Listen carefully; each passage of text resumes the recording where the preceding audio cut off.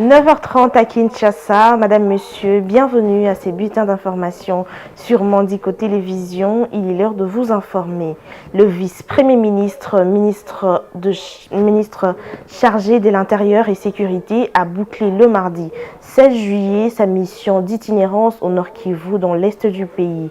Durant 4 jours, Jacquemain Chabani, accompagné du ministre d'État au développement rural, du vice-ministre de la Défense nationale et du vice-ministre des Affaires coutumière, a échangé avec toutes les couches sociales de la population de la ville de Goma et Butembo.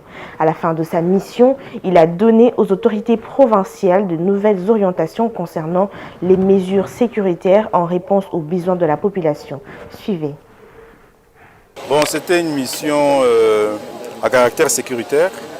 Le président de la République, son Excellence Félix Tshisekedi et Madame la Première ministre chef du gouvernement ont décidé de nous envoyer ici pour nous enquérir de la situation.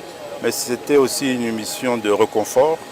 Donc c'est dans ce sens aussi qu'au-delà des réunions de conseil de sécurité que nous avons tenues à Butembo et ici à Goma, nous avons rencontré les forces vives de ces deux contrées, de ces deux villes, pour échanger avec eux, pour prendre la température, avoir toutes les informations possibles, les réconforter aussi parce que le gouvernement est conscient qu'ils vivent dans une situation sécuritaire complexe. Tout le monde est au courant que la République démocratique est en guerre, une guerre d'agression, et il était important que le gouvernement soit présent parmi ces populations-là en difficulté. Bon, nous allons faire un rapport parce que nous sommes venus en mission d'information. Mais la population doit retenir qu'elle n'est pas abandonnée, elle n'est pas seule. Le gouvernement de la République, le président de la République est avec elle et a ce dossier-là sur sa table.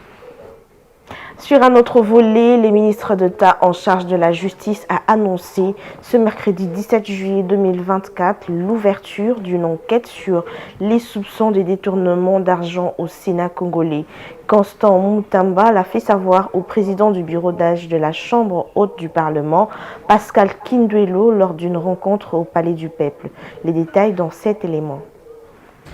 C'est depuis le 7 juillet dernier qu'une correspondance du deuxième vice-président sortant du bureau de la Chambre haute du Parlement, adressée à l'inspection générale de finances, a renseigné que le bureau provisoire du Sénat aurait détourné les émoluments de mai 2024 de tous les sénateurs et membres du bureau sortant. C'est à cet effet que le ministre en charge de la justice s'est entretenu avec Pascal Kinduelo, le président du bureau d'âge du Sénat. Au sortir de leur entretien, Constant Mutamba a annoncé l'ouverture d'une enquête sur les soupçons des détournements.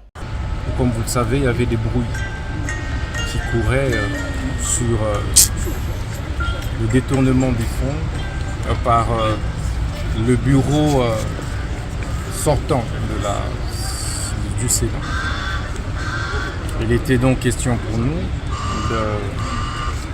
d'assurer et rassurer le bureau provisoire des termes de l'enquête judiciaire que nous avons diligentée pour que le peuple congolais soit éclairé sur la photo qui a circulé et où nous avions vu des anciens sénateurs avec des briques d'argent sur la table.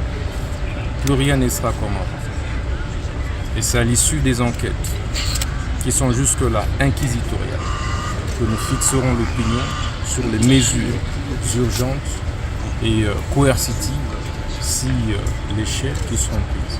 Cette enquête vise à fixer l'opinion sur ces dossiers et lutter contre la criminalité financière au sein des institutions publiques dans la ville de Kinshasa.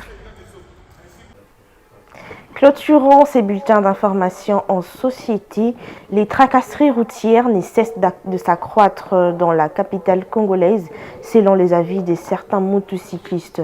Certains disent être exaspérés des tracasseries des différents services commis à la réglementation routière. Un motocycliste en a été victime de cette tracasserie ce mercredi 17 juillet 2024 dans la matinée sur la route de Matadi, précisément au quartier Mbinza Delvaux, dans la commune d'Ongaliema. Selon les avis des usagers de ce tronçon, un PCR aurait étouffé le motard par la chemise au niveau du cou, ce qui a amené les jeunes motocyclistes à se retrouver sur les lits de l'hôpital dans un état de perte de connaissance. Merveille Loabeya et Deo Chilombo étaient sur place. Les conducteurs de taxi-moto dénoncent la montée des cas de tracasserie dans le carrefour de la police de circulation routière. Ils disent être dans l'insécurité car ils sont poursuivis même sur des petites avenues possédant ou non des documents exigés, ce qui est à la base de plusieurs accidents de circulation routière. Le dernier cas de ces genres de tracasserie date de ce mercredi 17 juillet 2024 sur la route de Matadi, précisément au quartier Binza Delvaux, où un conducteur de taxi-moto était victime d'une tracasserie. Après l'accrochage avec un agent de l'ordre, ces derniers a frôlé la mort, comme le témoignent quelques usagers de la route. J'étais parti accompagner ma grand-mère et à mon retour, j'ai croisé un agent de l'ordre sur cette chaussée. Il m'a demandé les documents et je lui ai montré tout ce que j'avais comme documents, mais il n'y a pas compris et il s'est précipité sur moi et du coup, j'ai perdu connaissance. Pour circuler, il te faut un casque, des chaussures et c'est devenu un business pour les PCR et nous ne connaissons même pas la suite et notre confrère. Après l'accrochage, le victime a été conduit à l'hôpital où le médecin traitant n'a pas manqué de mots.